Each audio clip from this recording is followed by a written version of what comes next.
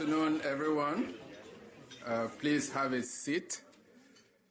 I hope there is enough seat for everyone. Grab your lunch. I think we're allowed to eat in the room, so you can bring your lunch in and have a seat. My name is Auguste Kwame. I'm director in IEG and acting for vice president this week.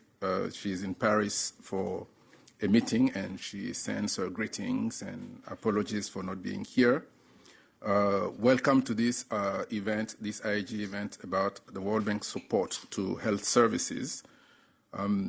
It's quite amazing to see that today at least 400 million people around the world live in countries where they're not receiving essential health services. This has not gone unnoticed to the global community that has decided that universal health services will be a goal. It is embedded in the SDGs, and the bank is fully on board with this goal and wants to play its part. In 2014, the bank joined a global coalition of more than 500 leading health and development organizations that called for accelerating universal health coverage in our countries and ensure that people can have access to health services, quality health services, without being forced into poverty through health expenditures. And in 2013, when the bank issued the twin goals, it clearly stated that health services is one of the important pathways to achieving the twin goals. Recently, the bank has issued the Human Capital Project that has, again, put health at the center of what the bank wants to do. So going forward, it will not be a surprise to see an acceleration of the bank's support to countries that wants to help their people have universal health coverage. But this is not a new area for the bank. The bank has been providing support to health services in countries for many decades. At least in the past 20 years, we noticed that the bank has been very active in that field. So there is quite a bit to evaluate. So we decided to look at how the bank has been doing in that area and come up with perhaps findings, lessons that can help the bank do well as it does more in this area, this important area of development. The objective of the evaluation that we're going to discuss today was therefore first to find out how the bank has been effective and how the bank has organized itself, and second, to give some suggestions and recommendations for going forward. It will be a pleasure for me at some point to welcome Brenda to the podium, who will moderate a panel of very, very eminent experts and development practitioners in this field. Brenda will introduce panel members. Brenda is our manager for the knowledge and communication team in IEG, so she will manage the panel in due course. Before that, we will welcome Malena, who is one of the co-TTLs of the evaluation. She co-TTLs the evaluation with Antonio Giuffrida, who has left IEG since. He's now returned to operations. So he's not here. Hopefully he's connected and listening, but Malena will represent him and the whole team in presenting to you the findings and recommendations of the evaluation. Before welcoming Malena, it is a pleasure and an honor for me to introduce Annette, who is our VP, the World Bank VP for HD, and she is a well-known expert in the area of health, and she will give us some opening remarks, and then after Annette, we will welcome Malena and then Brenda. So, Annette, the floor is yours. Thank you very much, Auguste, and thank you very much for your kind introduction. I would not call myself an expert. Coming from New Zealand, we were very much trained to be generalists, and I did work, it is true, I did work in health policy more than I did in other areas, but I've worked across a number of human development sectors prior to coming to the bank. Actually, I joined the bank in HMP 20 years ago tomorrow. But as people know, I've spent a lot of my time in the bank working on other things other than health. So I'm quickly getting back up to speed. And it's great to be here today to actually be part of this event, which looks at the achievements and the challenges that we face working in health, nutrition and population. And indeed, as Auguste said, health is a foundational investment. It's critical to a country's human capital. It's inextricably linked to achieving the twin goals and the sustainable development goals. And I think we all understand, by virtue of being here, that without a healthy, educated and resilient population, countries cannot compete effectively and grow their way out of poverty. And indeed, we are committed to universal health coverage. It's the main driver of our work in health, nutrition and population, ensuring that all people have access to quality health services at an affordable cost. This is important not only to attain the health outcomes that are critical, as I said, but also to end poverty overall. We can't end poverty as long as over 100 million people fall into extreme poverty each year because of health expenses. We're working in our work in health, nutrition and population spans the whole spectrum of our clients, from a middle income and even in some cases advanced middle income countries through to the poorest, most fragile countries. Yesterday we took an operation to the board for health services in South Sudan.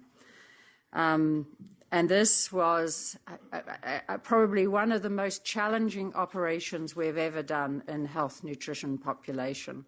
It's the most dangerous country in the world for a woman to have a baby. It's extremely mired in conflict, and there are huge swathes of the population who have no access at all to health services. And here our operation is focused on the rural and most hard-to-reach areas, the most vulnerable populations, and we're working at the interface between development and humanitarian assistance to provide not only a lifeline, but a chance for people to invest in the human capital of their population. We're providing access to essential health care, to maternal health, to vaccinations for children, essential medicines, and we're helping to strengthen the government's systems, although for the first time, I think, in quite some time and in an exceptional situation, we asked the board to approve waivers to allow us to actually implement the project outside, parts of the project outside of government systems because of the nature of the situation. And I know that we will have two of our strongest supporters here. Here they are. They're down on the front row. We've got Mr. Yoshida and Ms. Olbeck, our strongest allies on the board in this effort, who have both been consistent champions of universal health coverage and whose countries we've been privileged to have partnered with in this journey. As most of you know, last year we also embarked on launching the Human Capital Project, and this is an effort to really try and help countries to focus on the need to invest more and to invest more effectively in their people. And as part of that, we're trying to help countries to see the criticality of investing in effective health systems, so that they can actually see this as an important contribution to what is needed to help their population, their young people, to thrive and to become fully contributing and productive members of society, and most relevant, to learn to be healthy and well educated, and enable them to be able to be part of the future world. As of today, we have 54 countries have essentially volunteered, signed up to be human capital countries. These are countries that want to accelerate progress and do better in human capital. And just to give you a sense, when we launched the project in Bali, we had 28 countries. So we're actually seeing the momentum around this agenda actually continuing and picking up. And so this IEG report actually comes at an opportune time when we actually are having high-level conversations with countries about the relevance and importance of this agenda. So I want to thank IEG for the timeliness and also the engagement and partnership in producing this report at this time. I'm very happy, but not at all surprised, that IEG's general finding that our support to health, nutrition and population is well aligned with countries' needs and the key drivers for universal health coverage. And I think that's reflected not only in the individual engagements that we have in countries, but also in this momentum that we are seeing now. We remain committed to continuing to work on these successes, to work closely with our partners, with the governments, the civil society and the international partners, and to strengthen our focus on outcomes. And as part of this effort in health, nutrition and population and across human development, we are really trying to decentralize more of our staff to the field, particularly to focus on those countries that have the biggest lift to achieve, those countries that are at the bottom of the human capital index, those countries that are the most fragile and conflict-ridden countries, and also those countries where we are partnering with the GFF, the Global Financing Facility for Maternal, Child and Adolescent Health. I strongly support the findings and recommendations of the report to increase evidence-based approaches and put greater attention to equity, to strengthen capacity, to support pandemic preparedness and response. And actually we're announcing today or tomorrow additional funding for the Ebola response in the Democratic Republic of Congo, which is dealing with its 10th outbreak and most difficult outbreak it's probably faced of Ebola, and which is not showing signs of letting up enough yet, even after 6 months. We're also improving how we engage with the private sector. We've deepened our engagement across the World Bank Group with IFC and really seeing, I think, a new commitment around the Human Capital Project from IFC to really strengthen its focus on human development services and particularly in health. And we're also, I think, sharpening our focus around our global partnerships around the universal health coverage agenda. Many of our most recent accomplishments, including some that I've just mentioned, go beyond what is in the report. Just to give you a sense, last year, our investments in health, nutrition, population reached $15 billion, our highest ever year. And we've seen a significant increase in the share of our portfolio that is going to results-oriented operations. In the period since the report was completed, we've also worked with the Global Financing Facility to establish that and to support it, and it's had a very successful recent replenishment. We also have set up the Pandemic Emergency Financing Facility, the PEF, both of which I think are pathfinders for us in driving alignment and engaging partners around a common set of outcomes. And it's really both these vehicles have been really critical to our engagement in the countries that are facing huge challenges around universal health coverage. Together with the IFC, we also, as I said, we recently had a deep dive on the health sector, and from that came a number of areas where we're going to work even more together. And perhaps most significantly, we've also, as I said, extended our work in fragility and conflict countries, and particularly in working with displaced populations. And these include engagements across the countries that are impacted by the Syrian crisis, and most recently the Rohingya arrival of huge numbers of people in Bangladesh.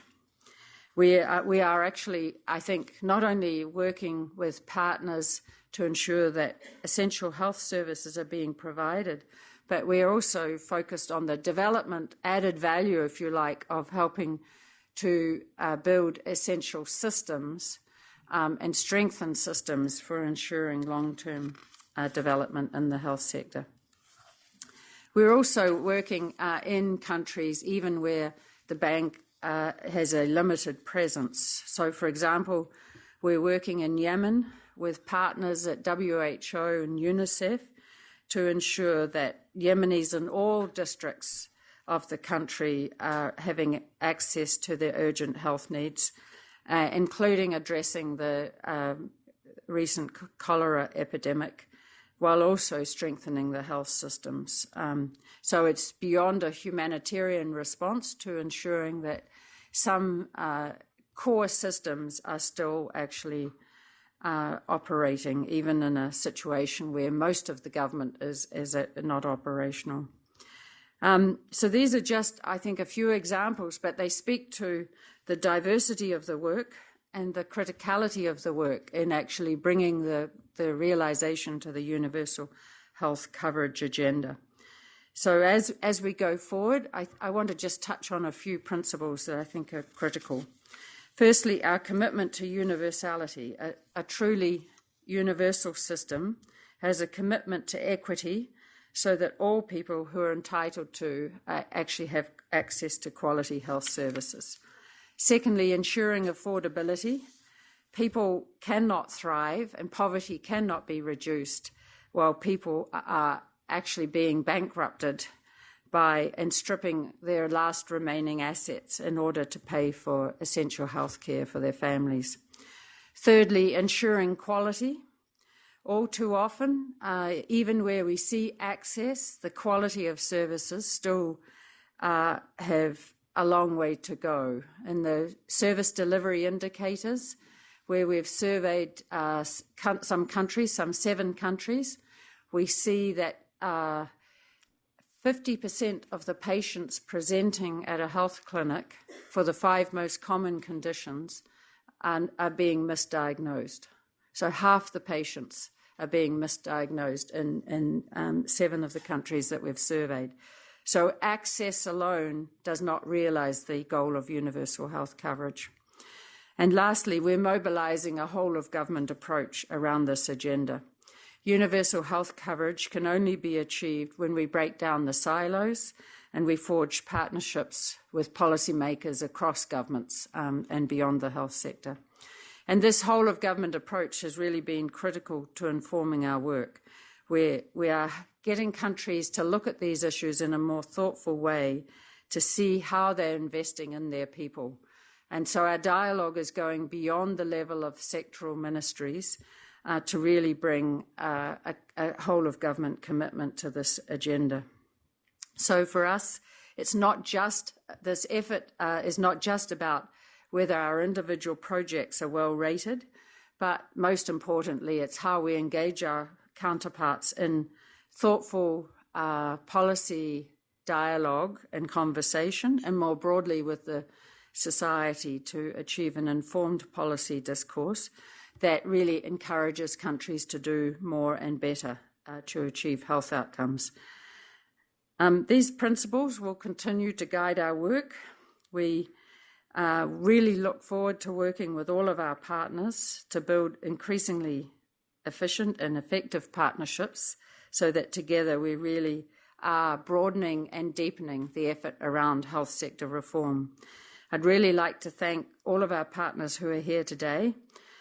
We've worked closely with the government of Japan to elevate universal health coverage globally and at the country level through a number of partnerships, and most importantly, upcoming this year, Japan is chairing the G20, and for the first time, the G20 finance ministers will have an engagement with finance and health ministers together the day before the G20 Leaders Summit in late June. So this is really groundbreaking, I think.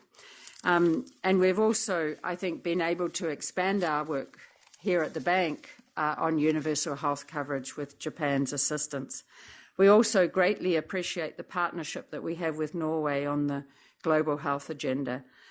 Norway was instrumental in setting up the global financing facility for maternal, child and adolescent health, and just hosted the GFF replenishment in Oslo in November. They've also been instrumental in keeping all of our global health actors focused on accelerating progress on SDG 3, the health SDG, and recently pushing all the partners, including the World Bank, to align around a common global action plan to achieve SDG 3, including achieving the universal health coverage goal of coverage by 2030. We look forward to continuing to work with you all and with all of our partners in taking this agenda forward, and look forward to the discussion. Thank you very much.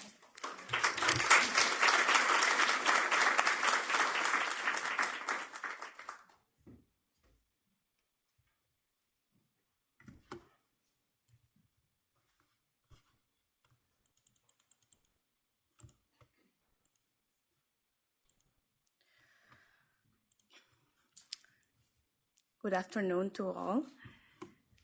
Thank you for being here.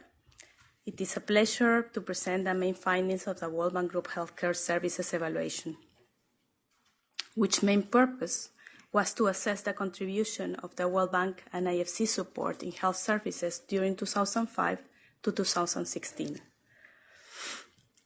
It also aims at recommending measures for achieving greater development results. When we were doing this evaluation, we met Victor. Victor underwent 2 surgeries. He broke his hip in 2 occasions. First time around, he went to the hospital. Next day, he had the surgery, and then he was offered rehabilitation. 6 weeks later, he was walking again and going back to normal life. Next time around, he broke his other hip, but this time his experience was different. He went to the hospital. The hospital wasn't understaffed. He had to be put in the waiting list. He had the surgery again 3 weeks later. And this time he was not offered rehabilitation. Victor is 100% bedbound at the moment. So Victor's story illustrates the importance of not only having access, but also sustained quality of services. And it also highlights how much this matters for people's livelihoods. Today, I will divide the presentations in 4 sections: sector context, the World Bank Group support, the main key findings of the evaluation, and to conclude, the recommendations. Briefly, with sector context, health services are rapidly expanded, but progress is uneven. At least 400 million people, most of them living in developing countries, are not receiving essential health services. 6% of people in low and middle income countries are pushed into poverty because of health-related expenditures. Low income, there's also a significant gap between high income and low income countries. As an example, gap in physicians per 10,000 people in high income is close to 30, and in low income is close to 3. So in light of these challenges, what has the World Bank Group response been? Strategies and other initiatives have strengthened the engagement, which emphasize the importance of health services in achieving the twin goals. In 2007, the health strategy called for a shift from impact to results and outcomes. In 2014, the World Bank joined the global coalition to accelerate universal health coverage. And in 2015, the United Nations General Assembly embraced the universal health coverage as a target for the SDG 3 goal. More recently, as it was mentioned already, the Human Capital Project confirms the central role that the health services will continue to play in the World Bank Group's strategic focus. Operationally, what has been the response so far? The World Bank Group has invested $23 billion in health over the past decade, the IFC $2.7 billion. Most of the support has gone to Latin America and Africa, but the support in Africa has been decreasing over time, and support in Latin America has been decreasing over time, and in Africa increasing. Also, the World Bank covers a large scope of areas, from health system to supply side intervention to demand side interventions. As examples, in health systems, health financing and health information management system and stewardship function are the most prominent. But health financing and health information management system has been the one that have been increasing the most. In supply side interventions that range from infrastructure, equipment, medicine, and support to service providers. But the one that has been increasing the most is financial incentives to service providers. In demand-side interventions, the most typical are conditional cash transfers with health conditionalities and information campaigns. But conditional cash transfers have been increasing over time. We look also at the alignment with country health needs, and we look at the global burden of disease and to what extent the World Bank Group support is aligned or is positively associated. And we see as the chart, as you can see, the chart mostly and with the shades of green that the World Bank is broadly aligned with the global burden of disease. Also, the health focus is also generally consistent with country epidemiological transitions and income level. As an example, maternal and child services is focused on low-income countries and in countries in fragile and conflict situations where access barriers affect especially the poor. For IFC, we also look at alignment, but this time we mapped countries based on two criteria, business environment and country health needs on the other hand. And as expected, we see that the IFC's support, which is denoted in the orange circles, is mostly in the upper right corner where there's high health needs and relatively good business environment, enough for private sector to invest.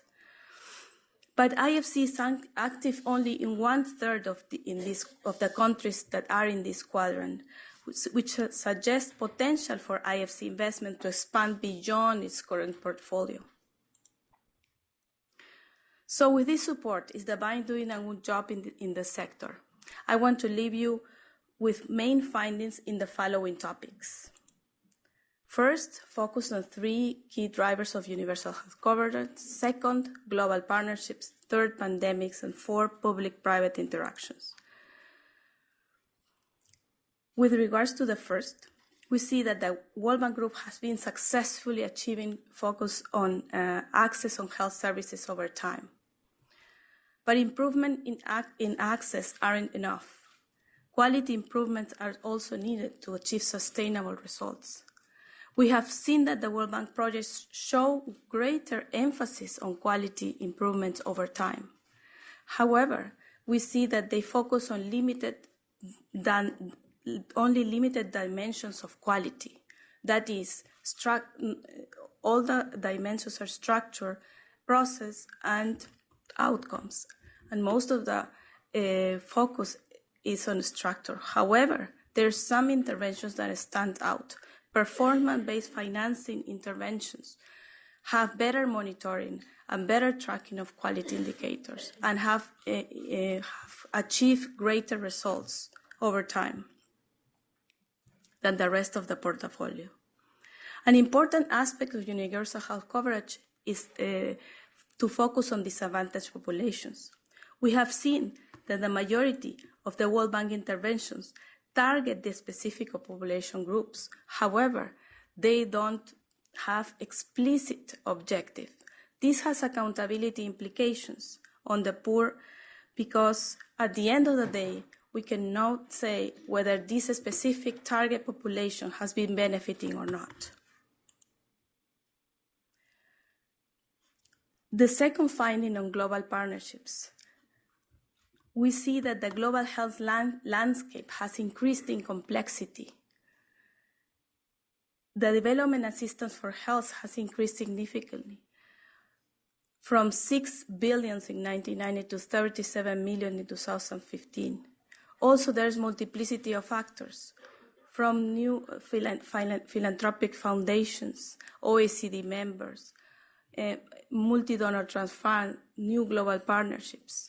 And the World Bank plays a significant role. It currently belongs to 25, it plays a role in 25 global partnerships and 6 multi-donor trust funds. And since 2010 has disbursed $35 billion. Well, this is welcome because it brings the World Bank is leveraging significant resources. Also has bring risk some fragmentation and overlapping mandates and objectives within the partnerships, which calls for greater strategic focus and alignment.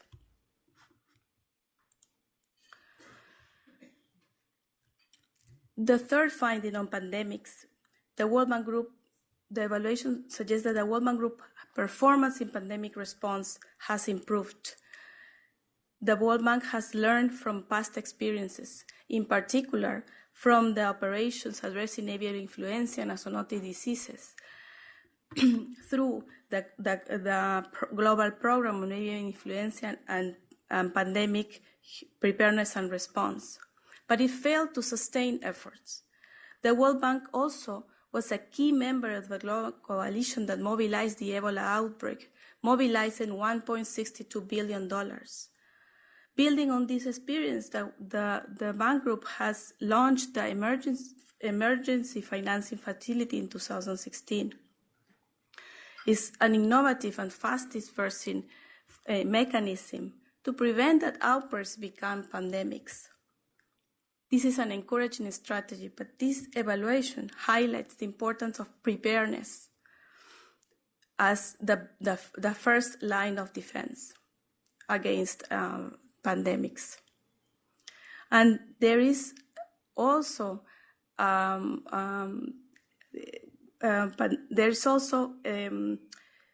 the best defense is preparedness, and there's also the need to mainstream pandemics in the country's health systems. We also looked at the private interactions, and the fourth finding is that there is limited private interaction. The reason we look at this is because private sector plays a role in most health systems, but engaging the private sector in the provision of services for the poor remains a challenge. Why? Because they need adequate accountability, adequate regulatory framework and policies that helps them integrate better from the private sector to the public sector. But the World Bank Group support in this area remains limited. There have been significant efforts to foster stronger collaboration, from the appointment of the HMP lead and the cascade approach more recently, and all these efforts increased interaction between IFC and the World Bank. But though this is encouraging, implementation requires adequate resources and the needs, and to seek stronger opportunities for working together between IFC and the bank. Based on these findings, the recommendations called for, first, to improve measurement of the quality of services, that is, to track appropriate indicators, structure, process, and outcomes, and also to measure the improvements of beneficiaries relative to non-beneficiaries. Second, to enhance the strategic alignment of the World Bank Group engagement.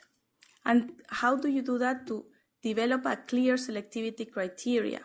So one criteria for future engagement, a criteria that is focused on the World Bank Group strategic focus. So third, with regard to pandemics, to integrate pandemic preparedness within client countries' health systems. This is going to help to meet the IDA 18 goals. And number 4 is to strengthen the World Bank and IFC synergies to support public-private interactions in client countries.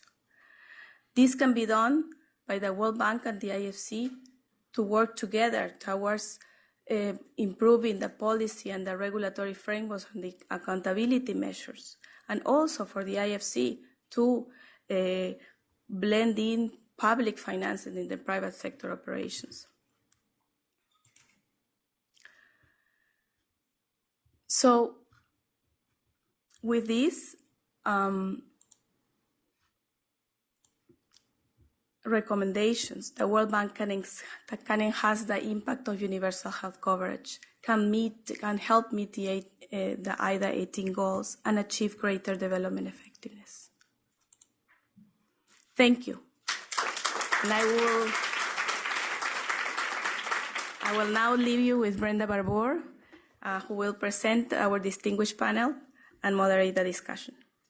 So panel members, please come find your seat. And thank you, Milena, and the whole evaluation team for that great evaluation. We're excited about the panel that we have with us today. Can you hear me okay? No? Is my mic on? Now you can hear me now, right? Can you hear me now? Okay. So let me start by introducing this wonderful panel that we have. We have just over 45 minutes to hear your various perspectives, and I'm excited because we have 2 World Bank board members, IFC representative, World Bank representative, and someone from PAHO. So first, to my far right, we have Masanori Yoshida. Oh. Go ahead. Thank you. Better? Yes. Masanori Yoshida is the World Bank Executive Director from Japan. Welcome, Masanori. Then we have James Fitzgerald, who is from the Pan American Health Organization, and he's the Director for Health Systems and Services. Welcome. Tim Evans is the Senior Director for the World Bank Health, Nutrition, and Population, GP. And then we have Chris McCann, who is the Chief Investment Officer at IFC and also the Global Sector Lead for Healthcare. And Susan Albeck, who is Executive Director representing the Nordic and Baltic countries. Welcome, Susan. So we'll jump right in with some questions that we've already prepared for the panel, but we also have a mechanism for you to submit questions using your cell phone or iPad or your device. So we'll put that information up on the board, and I'll be able to see those questions. So I'll turn to those questions after we ask a few questions that we've already prepared for the panel. So let me start with James. And could you share a success story from the Latin American region on health policies, programs, or public-private efforts that have contributed to advancing universal health coverage? What have been the main challenges in implementing the program, and what were the factors that led to the success?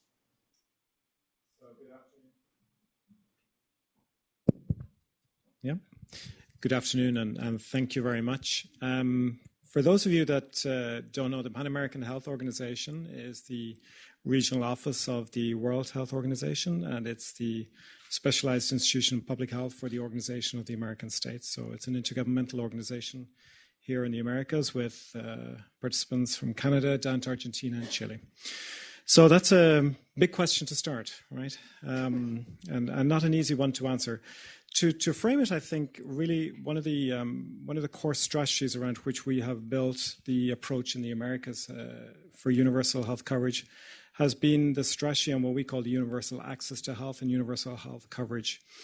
One of the principal distinguishing elements, I think, of many countries in the Americas is the fact that the right to the highest attainable standard in health is enshrined in 19 constitutions within the Americas, and 30 countries have the right to health enshrined in national legislation.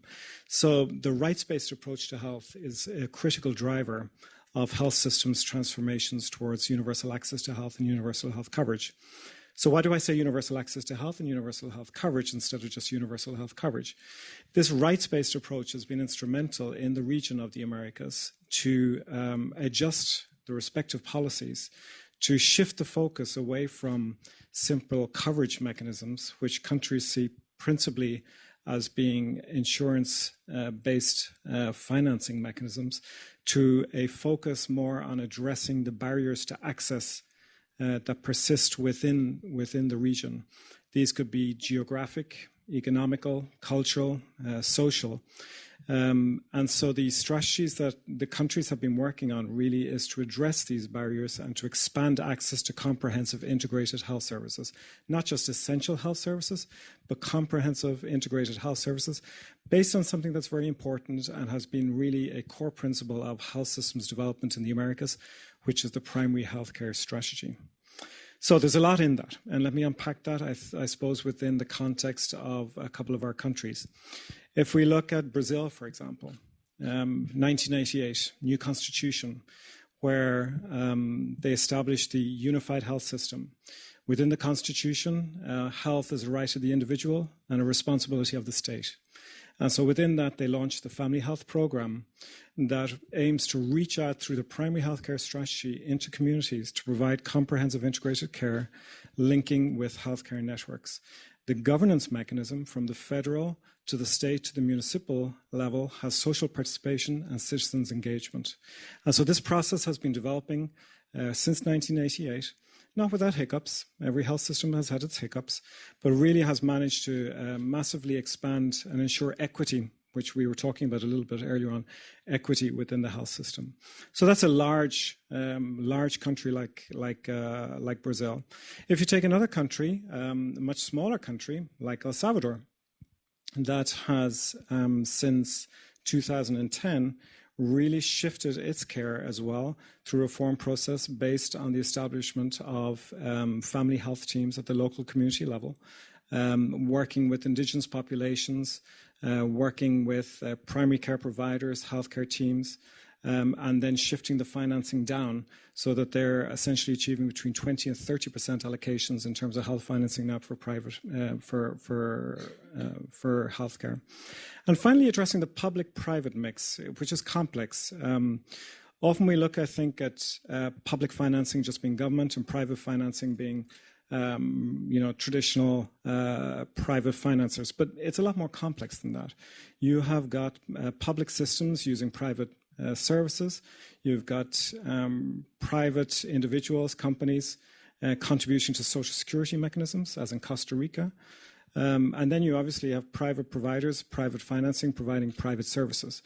And so I think the dichotomy that exists now between public and private, we have to look a lot more at and to refine our vision on what the role of the private sector is, both in the provision of services, but also in the regulation of the financing element within that. Here, the example I give you is Costa Rica, where you have a unified system in the sense that the social security mechanism is the single provider of healthcare at the national level. It's financed from government contributions, it's financed by individual tax-based contributions, and it's financed by the private sector contributions. And that's a very interesting mix to see how we actually ensure delivery of integrated comprehensive care. Thank you very much. Actually, I would like to hop to Chris, because one of the things we wanted to talk to you about relates to what you mentioned, which is IFC is committed to using its resources to contribute to the private sector contribution to universal health coverage. But what are some of the initiatives that IFC, maybe in collaboration with the World Bank, is putting in place to advance universal health coverage? health coverage. Sure, thank you, and thanks everybody. And I think, as we look at it, and I think, James actually outlined that pretty well. Every health system's different. Every country's different. Each country is going to use the private sector in different ways to deliver healthcare in an affordable way to its citizens. So we really try to look at it at the country level, and then working together with the bank and with other stakeholders involved in that country, and of course the government, trying to determine, where can the private sector best come into play to offer that affordable quality healthcare and deliver on the UHC goals. This is sort of the cascade approach, right? So we go through that exercise. We try and identify strategically where can the private sector play, and then we try and build bridges between the public sector and the private sector to make sure that those projects are successful. And there are issues on both sides, on the public sector side, on the private sector side, on the private, but it often comes down to trust and ability to execute. And what we find is there's a deep distrust in many countries around does the private sector, are they going to act ethically in the delivery of healthcare? Are they going to provide quality healthcare in an affordable way? So those are kind of the areas that IFC is working on trying to address. So together with the bank, and hopefully to be launched very soon, we're working on a set of ethical principles that would be applied to private sector providers. And this would be, voluntarily adopted by various private sector players, around the world, and hold them to certain ethical standards. We also have spent a lot of time the last couple of years working on quality. It's a big part of our impact measurement now, but also we've developed a quality tool which allows us to go into hospitals and clinics and over the course of a short period of time, a few days, assess the quality of that institution and help them, if there are any gaps, to bring up the quality to standards of the services. And I'd say, maybe one last initiative, and I'm sure we will have time to talk about others, but we're also trying to address the affordability issue through blended finance. So obviously a private sector operator needs to make enough money to be able to pay their costs, pay their doctors, deliver the services, and sometimes that price that they have to charge is just too much for what's affordable. And so we think by bringing in both commercial money alongside concessional money, we can blend that in a way to bring down the cost of capital to companies that can also allow them to then bring down the cost of services. Great, thank you. Let's hear a bit about what the World Bank is doing. And I want to talk about pandemics. And Annette mentioned the Ebola and the Democratic Republic of Congo. And so I know the bank is really committed to and has increased its support in this area. And one of the examples being, starting the pandemic emergency financing facility. But what else can the bank do, given that these challenges still persist? And what are some things other partners should be doing? Great. Well, I think as we speak, we have an uncontrolled outbreak, which is the 10th outbreak of Ebola in the northeast of the Democratic Republic of Congo. And I think we're all humbled at the complexity of trying to get on top of that now into the 8th month of that outbreak, and it's now second largest ever in the world. Yesterday, the board, as Annette mentioned, approved an additional financing to the DRC, and that's allowed $60 million of financing to be contributed to the third phase of the strategic response to DRC, which should, together with financing from the cash window of the PEF, the Pandemic Emergency Financing Facility, those $80 million are over half of the required financing for the third strategic response plan that the government and international implementing partners have put together. So we think, as in the first and second phases of the strategic response, that financing will not be a constraint to the response. And so as a financing institution, I think we feel like we're doing our bit to make sure that financing isn't a constraint. It hasn't been a constraint thus far. It wasn't a constraint in the 9th outbreak, and we expect that it won't be a constraint in this outbreak. Should this outbreak cross borders, then the insurance window of the PEF will kick in, and that gives us further confidence that, again, if this becomes pandemic, goes beyond borders, a single border, then we'll have, again, some surge financing available that will help international responders and governments mobilize to contain the pandemic. So I think we're in a much, much better position than we were 4 years ago, 5 years ago at the time of the outbreak in West Africa, where we had no contingency financing. And contingency financing is a big blind spot in systems for universal health coverage. It's the financing that you need on the rainy day when there's the fire, where you have to mobilize a lot of money quickly to put out the fire. And often regular fiscal budgeting doesn't allow you to take money from different pots and put it in one place. As the Minister of Finance from Nigeria said to us when we were talking about contingency financing here at the spring meetings a few years ago, she said, if I took money from different pots, then I might lose my job because I might trespass on the transparency and accountability requirements that define good fiscal practice. And so she was very keen, for example, to say that if I could pay a premium on an annual basis and be able to draw on insurance when I needed it, that might be much, much more efficient than trying to create some set aside within the complexity of our public financing on a year-to-year basis. So I think if we look at where we were in 2013, 2014, and where we are today, we're in a much better position. But it's not just global financing. Most of the financing in DRC has come from reprogramming of our IDA loans through something called a CIRC, which is a contingent emergency response component. And this is something that within the rules of IDA allows us to put a CIRC on every project. Doesn't cost anything, but what it allows, as it has in DRC, it's allowed the government to take that money immediately and say, okay, how can we use those monies to orchestrate and own the response? And in the strategic phases 1 and 2, the government was clearly in control and then asking international partners to take on specific roles and financing them to play those roles. So I think that's been improvement. Some of the ways in which our existing instruments are being deployed. The last thing I'll say is, and this is an outstanding agenda, is we have to get much better at financing preparedness as a mainstream of financing health systems every day. And this is where there's a huge convergence with universal health coverage. So think about it. We now have a vaccine for Ebola, okay? And we don't have the official results, but the unofficial results are that it's extremely effective.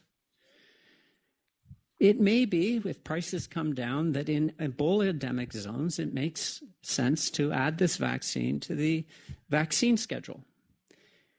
The issue then is not what you do with the vaccine in an emergency. It's what you do with the vaccine as part of routine immunization. Now, if vaccine coverage rates are only 50% in the country, your system isn't universal. Yet if you can get your vaccine coverage rates up over 90%, i.e. have true universality on the front lines everywhere, then you're going to mitigate most effectively an outbreak.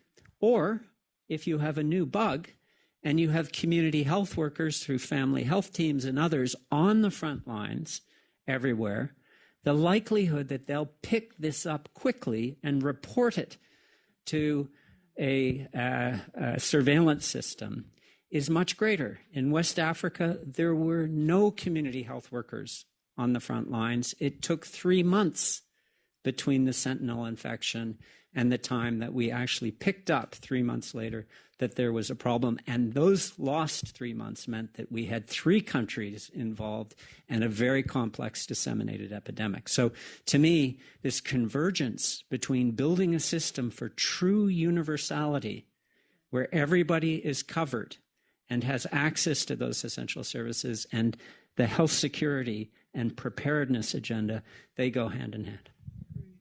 So it's great to hear that we're in a much better position than we were, and also that we have a vision for things that also need to happen so that we don't have to go back to that position. That's great. Susan, I'd love to hear from you, because I know that Denmark and Norway and the Nordic countries in general have led efforts with other governments, NDBs, and other development partners to mobilize resources to advance the healthcare agenda, including universal health coverage. What challenges have you faced working with so many actors, and what steps have been taken to ensure the effectiveness of these partnerships? Thank you very much. And I'm glad Annette started out by giving us some of the responsibility for actually trying to get everybody to work on the same page now by setting up this Universal Health Coverage Global Partnership for 2030 to deliver on the goals. But because clearly I represent a group of countries that are culprits in this, as we have helped finance a very fragmented health system, health structure. But I would like to say a little bit about where I see the World Bank come in, and to give you a little bit of the discussion which we have with our capitals when we try to say, so why is it you should invest in the World Bank rather than in all these vertical funds? And it's a little bit the same discussion we're having on education and some other areas where there's also a tendency to be a bit vertical. I really think, the argument that also came out from both Annette, but also in the evaluation, that this is truly a sector that spans across sectors. You can only really deal with health if you deal with more sectors. And at the end of the day, most of the financing doesn't come from these vertical funds or from bilateral donors. It comes from the domestic resource mobilization.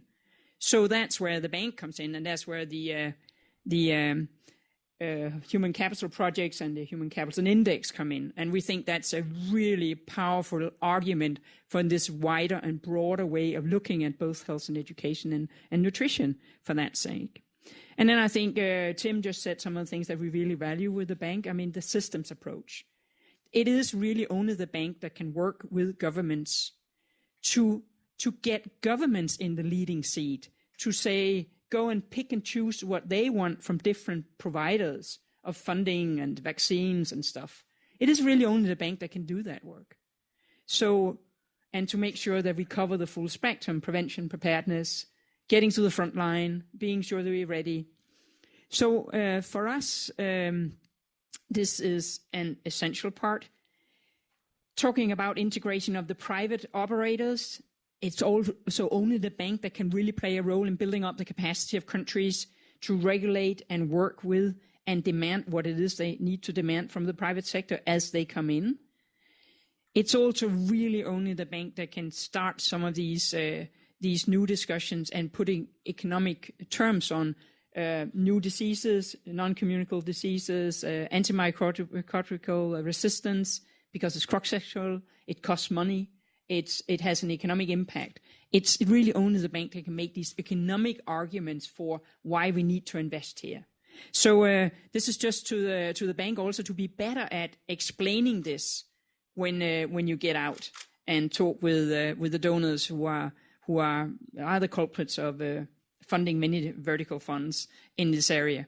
And I think it's a good idea if we all talk about how we can make this more the whole financing architecture around support for health more streamlined. Thank you. And keep those questions coming in. I'll turn to them in a minute, just as soon as I ask a question of Masanori Yoshida. So Japan works closely with the World Bank and its development partners to advance both the universal health coverage and the pandemic preparedness agendas. Where has the bank been most successful, in your opinion, and how can it further leverage that success? Thank you, and good afternoon, everybody. Well, I would like to approach this issue from the policy agenda that is driving us. And the key to success in this agenda, in our view, is that first, that is the information and knowledge sharing. The second is raising awareness of finance ministers. And third is mainstreaming this operation and the World Bank's operation, also the various agencies. The first, in areas of knowledge sharing, I think the World Bank has been doing a pretty good job there, and everybody understands that, what you guys are doing. On the second front, why it's important to enlighten the finance ministers is that public health service has to be provided, and it has to be provided firstly from the public finances. And then finance minister is in charge of coming up with the good scheme, which has to sustain all the strain, and then everlasting sort of sustainable system that we can establish. Then the question is how the payout is going to be made and how the resources is going to be mobilized. And that relates to the domestic resource mobilization. And that is also the areas of finance ministers. And what sort of form of mobilization has to take place? Is this sort of levy as a sort of tax or the contributions, or is this an insurance scheme? And you have to decide on that. And there are the merits and the demerits in every front. So you have to strike a good balance of that. In that regard, we had, along with the World Bank, on the first finance ministers meeting on the universal health coverage, and that was a big success. So we have to start from there. The third thing is mainstreaming the universal health coverage in operations. This is where we start from. We achieved in Japan a universal health coverage in 1961. That was only 16 years after the Second World War. So we are coming back from the devastation of the war. Now, we have no resources to rely on, but we built the system, mobilizing domestic resources, levy the resources on the taxpayers on an equal basis, and then we achieved. And level of income was far short of equivalence. By the time, you may not believe that the per capita income at the time in 1960 was lower than the Philippines. So we were starting from there, but invested in that front. And then the President Kim's words was pretty encouraging, bringing this agenda forward when he said that in the traditional theory of development economics, raising the income is going to create good for everybody in terms of, in a way of trickling down. But look at all these countries we had the prosperity now, like Japan and Asian countries, that they started off with the good investment in health and education. So, and the mainstreaming in terms of human capital investment is the core of the essence of this and the big endeavor that we bring in this agenda forward. And that is an encouraging sign, and we have to continue with that. So these are three elements. And then I think the World Bank, along with the Japanese government and other partners, I think we are still striving to bring it to really flourishing phase coming out of this preparatory work that we've been doing. But we have to continue our efforts in terms of raising awareness and then penetrating into the core of the system. There are problems in here and there in terms of coming up with an insurance scheme, or it could be insurance or something else, or also in areas of health service delivery, where the private sector has to step in. As they're going to abide by strict rules that is viable to provide a good health service to the larger populations. So all these questions has to be addressed. So there is how we have to work on. The another thing that I want to talk about is PEF. I was working on this when I was working back in Tokyo, and what is driving this is a totally different sort of idea. We were working on disaster risk management at the time and taking care of hurricanes and earthquakes, and we had an insurance scheme targeted at Southern Pacific island nations. And then the Ebola outbreak came around, and I thought it was in 2014 and 15 period. And then what was really needed at the time of the disaster was to have the resources up front to tackle the things. You can never wait until the casualties are clearly defined and what resources are needed to remedy those issues. And that's going to take a long time. So we came up with the idea if we have the same set of insurance scheme and set the triggers and then provide the resources up front. So as soon as something happens, the government can step in. So that was the whole idea. Why I'm saying this is that I think that there are the different facets of the issues and different techniques and technologies in terms of mobilizing financing resources can be used. So probably another agenda in the future is to come up with the new financing resources, how to channel those resources to target specifically at what we really need. Thank you. So there are lots of great questions coming in from the audience. Keep them coming in. I'm going to shoot some questions at you quickly so we can get to as many as we can. And so someone asked something that I wanted to ask, which is if in DRC the Ebola financing isn't the constraint, what is and whose role is it? Yeah. So it's a great question, and it's also a great example, which is financing is necessary but not sufficient. And I think what we have is a very complex security situation in the northeast of the country, which is longstanding, 25, 30 years. A huge amount of distrust in the local population with respect to both the government and the international presence. And just yesterday, very, very tragically and unfortunately, two Ebola treatment centers were burned in what constitutes the epicenter of the outbreak now in Katwa and Butembo in the northeast. So that just gives you some sense that managing this interface with a community that distrusts the formal provision of support, either through the national government or the international presence, is particularly difficult. But I want to come back to this issue of distrust, because some of it relates to the way in which health services have been provided in the past in that part of the world, where people have to pay when they're ill. Right? So they have to pay to access out of care. Paying out of pocket puts 100 million people into poverty every year.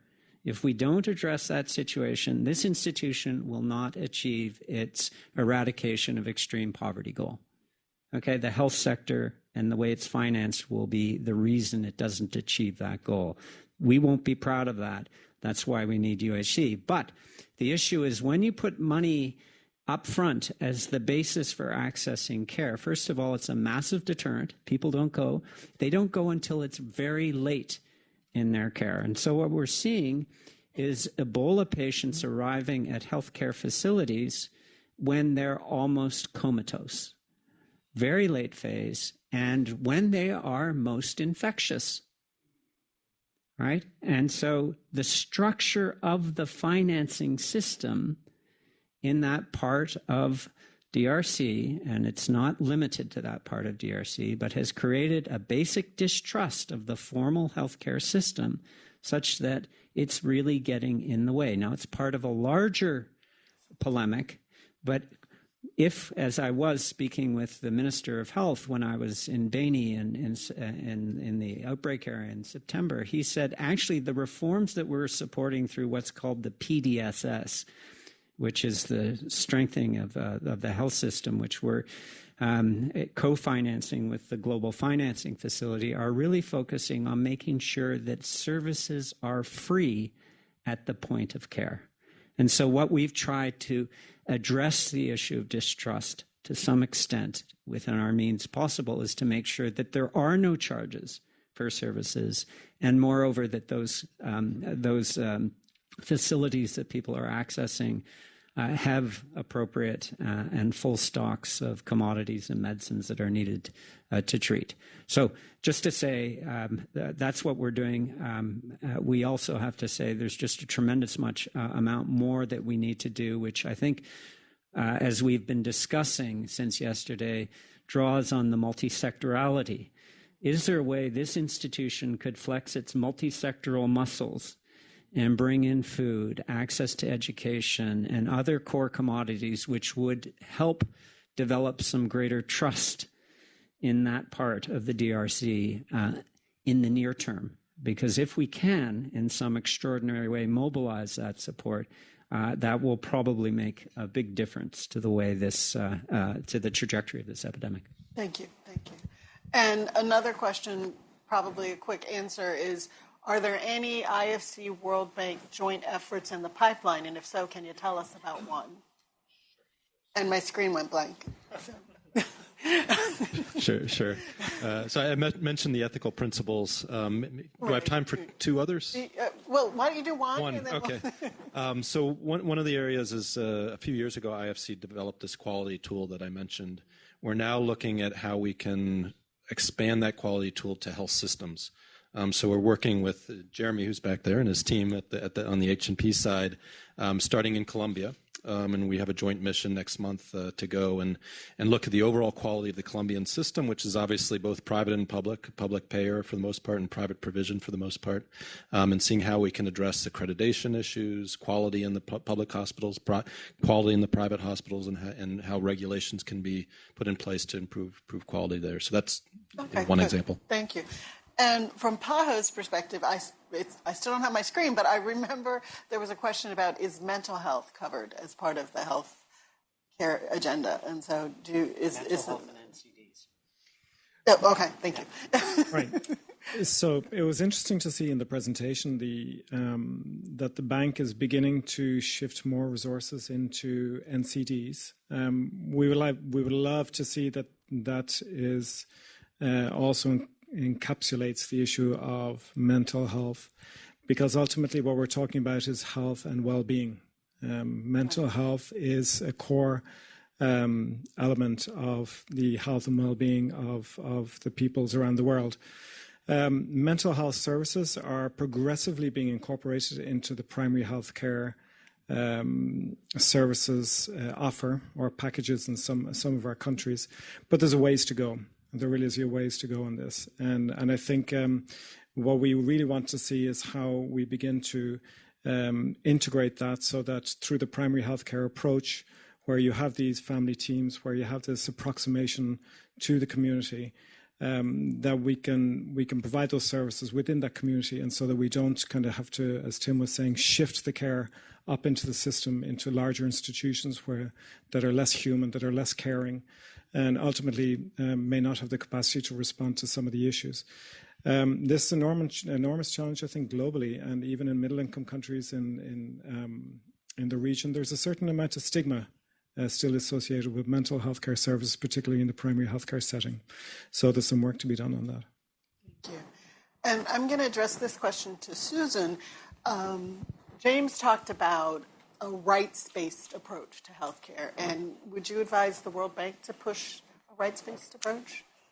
I think in some ways the World Bank is already doing that, because I think a rights-based approach gives you this more. So what do different people need?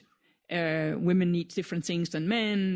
Disabled people need different things than non-disabled. So I think in some ways, and the bank is already doing that, and there's an enormous amount of work going on in this area to actually get the data right to allow for a more sort of group-specific approach in that sense. And I just came from this morning.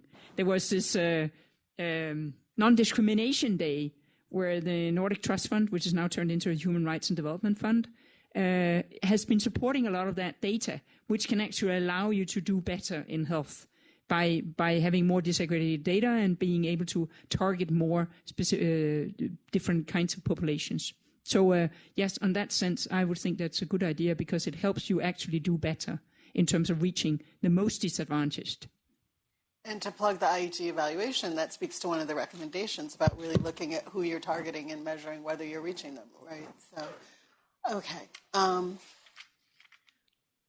Any other questions from the audience? Anyone else want to submit a question through? Yes, please go to the microphone.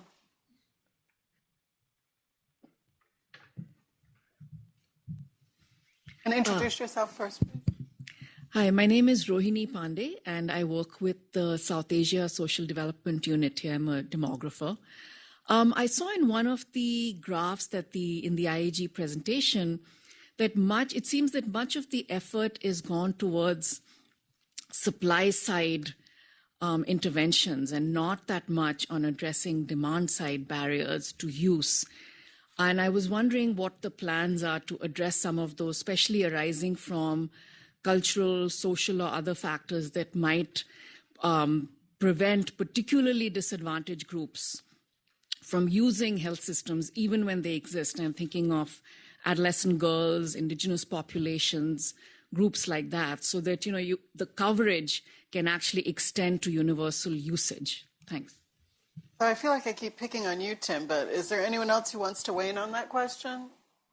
It seems like you're the logical person to answer. I'll be quick because others can jump in on this, but it's an excellent question. First, on the demand side, I think the real value, the most important value of the Human Capital Project is that it is cultivating demand at the highest level. And for too long in the health sector, there's been this view that it's a drag on the economy. We'll invest when we get rich as a country, but before that, we really can't afford it. And this is reversing that discourse and saying you're not going to get inclusive growth until you begin investing in people. And I think that demand is so fundamental.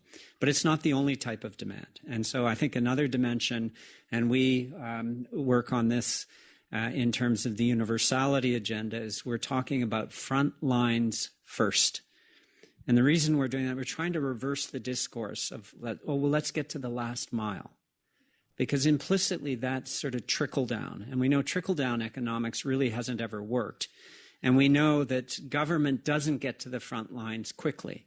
And so what we're really trying to say is let's target those front lines and the different nature of those front lines, because it's not the same everywhere. Urban slums do not look like the highlands of India, of the Andes, or the small island states of the Caribbean. They're very different contexts. But we think models of care need to be developed to get to those. Third thing is measurement. There are three strata against which we're measuring coverage of services. It relates to gender, geography, place of residence, and your group, your social grouping, socioeconomic and otherwise. And what we have to do systematically is make sure we have at minimum those three strata to look at whether or not we've got disproportionate disadvantage being addressed appropriately. So those are three things we're doing. Much more we need to do. James? So to respond to the question, it really is, I think, important also to see a good balance between incentives on the supply and the demand side. What we've seen in a number of countries in the Americas, when you induce supply, that can have some very positive results. But if those barriers that I talked about a little bit earlier on persist, you can supply all you like and people will not be able to access their services. So looking at the CCTs, looking at what those barriers are, Tim mentioned earlier on the issue of out-of-pocket expenditures. That constitutes in the Americas one of the principal barriers, where in some countries we're up to 60% of health expenditure is out of pocket. So you can supply all you like, but people will not, you still have to pay for those services at the point of service, they will not be able to avail of those services. So it's important, I think, to realize that when we launch major projects that are principally supply driven, you look at the overall model of care, how it's structured, to what extent is it promoting investment in the primary healthcare network, to what extent is it really addressing the financing strategies that will allow people to have access, and to what extent are we looking at the issues of quality in the provision, not just in terms of bonuses for human resources, etc. This is particularly relevant in really poor settings. I think in our region it would be Haiti.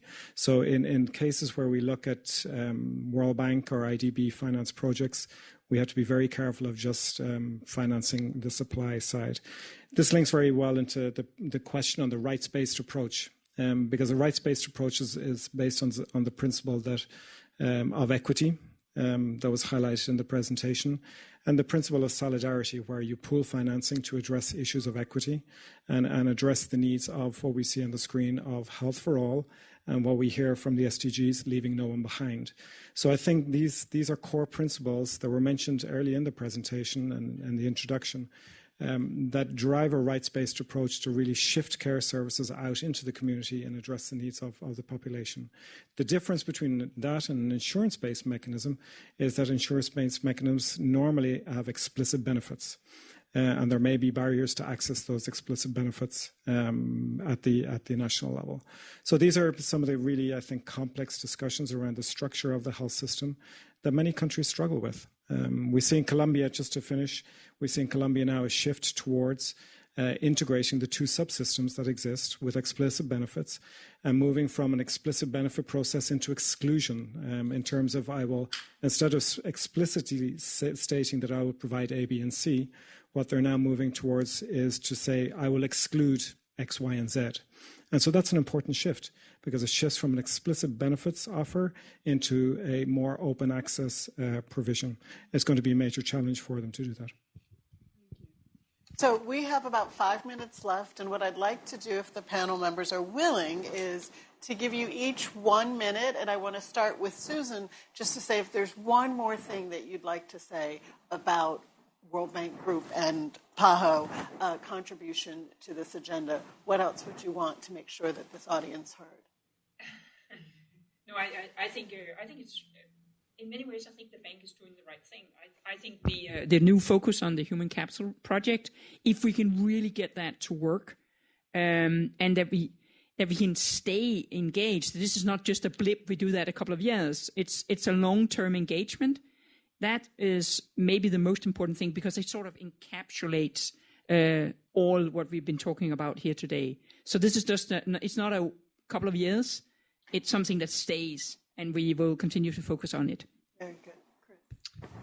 Just the one thing I don't think has been discussed is just the impact technology is going to have going forward. And, we're going to be in a very different world in 5, 10, 15 years.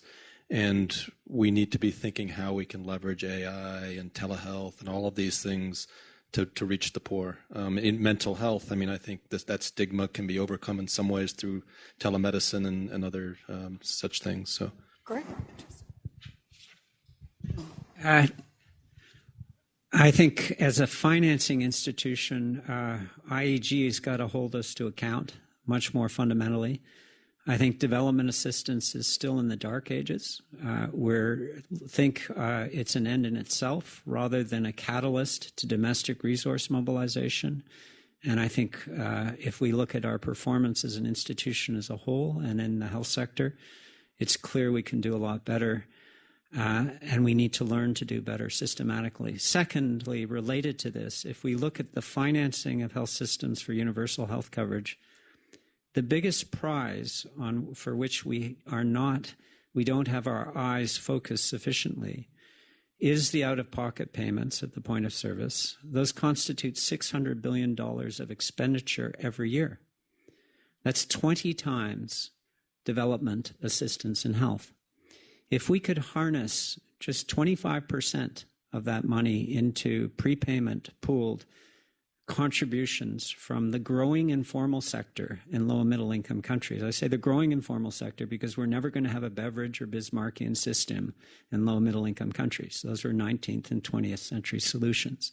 But if we can harness simply 25% of that 600 million annually, that's 150 billion, that's going to take us faster towards universal health coverage and equitable access than all the development assistance in the world. So I think what we need to think about is that technology and that innovation agenda. If we can use some of that development assistance to accelerate the ways and means that countries can tangibly harness that opportunity, then we're going to be a lot further ahead for 2030. Thank you. James?